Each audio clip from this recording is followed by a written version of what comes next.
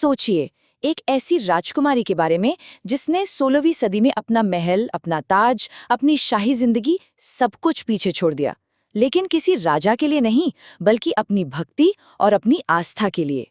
ये कहानी है संत मीराबाई की। आज से लगभग 500 साल पहले लिखे गए उनके पद ये सिर्फ कविता नहीं है, बल्कि ये भगवान कृष्ण के लिए समर्पित एक आत्मा की आवाज है। और सबसे कमाल की बात तो ये है कि ये भजन आज भी पूरे भारत में उतने ही प्रेम और श्रद्धा से गाए जाते हैं। तो चलिए आज हम मीरा के इन्हीं पदों की दुनिया में और गहरे उतरते हैं। तो सबसे पहले पद में मीराबाई भगवान कृष्ण से एक बहुत ही प्यारी सी, बहुत ही मासूम सी विनती करती हैं। वो चाहती हैं कि कृष्ण का वो सुंदर रूप हमेशा हमेशा के लिए उनकी आंखों में बस जाए। आइए देखते हैं कि वो अपने शब्दों से कृष्ण की कैसी तस्वीर बनाती हैं। इन शुरुआती लाइनों को सुनिए, इसमें कितनी मिठास है। मीरा प्रार्थना कर रही हैं, हे नंद के लाल, आप कृपा करके मेरी इन आंखों में बस जाइए। वो कृष्ण के मनमोहक रूप के बारे में बताती हैं, उनकी वो मूरत जो मन को मोह लेती है, उनका वो सुंदर सांवला रंग और उनकी बड़ी बड़ी खूबसूरत आंखें। चलिए जरा इन शब्दों को और करीब से समझते हैं। देखिए, नैनन का मतलब तो साफ है, आंखों में। नंदलाल यानी नंद के बेटे कृष्ण। मोहनी मूर्ति का मतलब है ऐसी छवि जो मन को मोह ले। और सांवरी सूरत यानी सांवला सुंदर चेहरा। इन शब्दों से ही मन में एक तस्वीर बनने लगती है ना? तो आप देखिए मीरा की भक्ति कितनी गहरी और कितनी पर्सनल है। उनके लिए दुनिया का सबसे बड़ा आशीर्वाद कोई धन दौलत नहीं है, बल्कि कृष्ण के इस सुंदर रूप को अपनी आंखों में बसा लेना ही है। ये भगवान के साथ एक बहुत ही व्यक्तिगत रिश्ते को दिखाता है। अब मीरा इस तस्वीर में और भी रंग भर रही हैं। वो सिर्फ चेहरे पर नहीं रुकती, बल्कि उन आवाजों और गहनों का जिक्र भी करती हैं जो कृष्ण की छवि को पूरा करते हैं। सुनिए, वो उनके होठों, मुरली, गले की माला और हाँ, उनके घुंघरुओं की आवाज के बारे में भी बता रही हैं। अब जरा इन नए शब्दों पर भी गौर कीजिए। अधर यानी होंठ, सुधारस मतलब अमृत जैसा मीठा रस, उर का मतलब है हृदय, और नूपुर यानी पायल या घुंघरू। और हाँ, यहाँ रसाल शब्द बड़ा दिलचस्प है।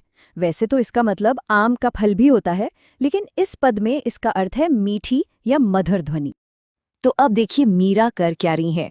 वो सिर से लेकर पांव तक एक पूरी जीती जागती तस्वीर बना रही हैं। पहले चेहरा और आंखें, फिर होंठ और मुरली, उसके बाद छाती पर माला, कमर पर बंधी घंटियां और आखिर में पैरों की पायल। ऐसा लगता है मानो कृष्ण सच में उनके सामने ही खड़े हो। और फिर आती है इस पद की आखिरी लाइन, जिसमें मीरा सिर्फ कृष्ण के रूप की नहीं, बल्कि उनके स्वभाव की, उनके कैरेक्टर की बात करती हैं। तो मीरा के लिए कृष्ण कैसे भगवान है? कोई डराने वाले, बहुत दूर रहने वाले राजा? नहीं, बिल्कुल नहीं। मीरा उन्हें भक्त वत्सल कहती हैं। ये वत्सल शब्द असल में वत्सल से आया है, जिसका मतलब होता है जो अपने भक्तों से एक माँ बाप की तरह प्यार करे, वैसा स्नेह रखे। तो मीरा के लिए कृष्ण सिर्फ भगवान नहीं, बल्कि अपने भक्तों के रक्षक हैं।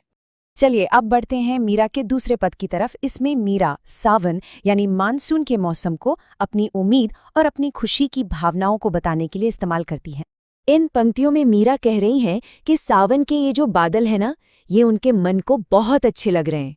पर क्यों?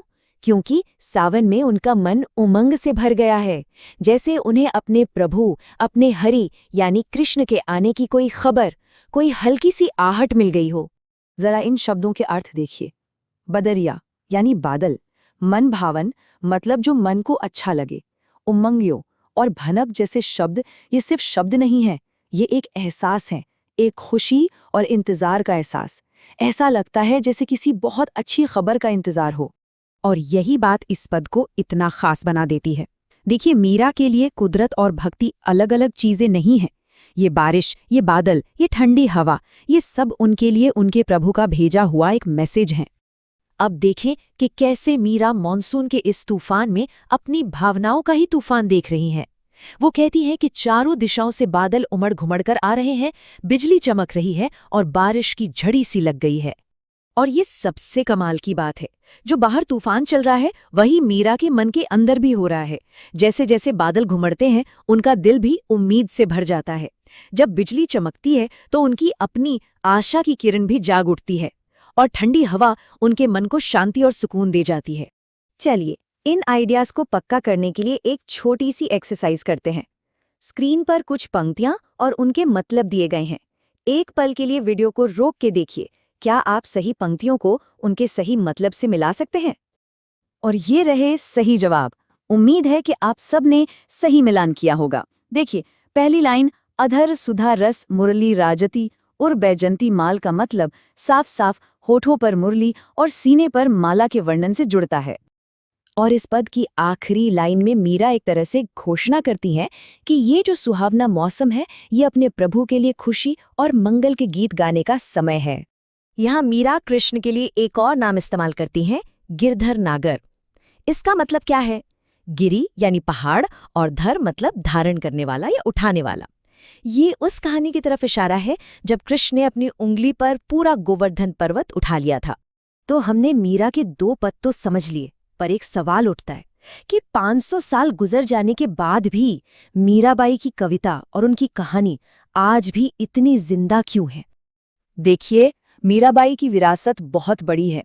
वो सिर्फ एक कवयित्री नहीं थी, वो भक्ति आंदोलन की एक बहुत बड़ी संत थी। उन्होंने अपनी आस्था के लिए समाज के बनाए नियमों को मानने से इनकार कर दिया। उनके भजन आज भी हमारी संस्कृति का एक अहम हिस्सा हैं और वो आध्यात्मिक हिम्मत की एक बहुत शक्तिशाली आवाज हैं। तो आखिर में हम सब के लिए सोचने वाला सवाल यही है, आज 500 साल बाद भी मीराबाई का जीवन और उनके ये पद हमें अपने यकीन, अपनी आस्था पर डटे रहने की हिम्मत के बारे में क्या सिखाते हैं?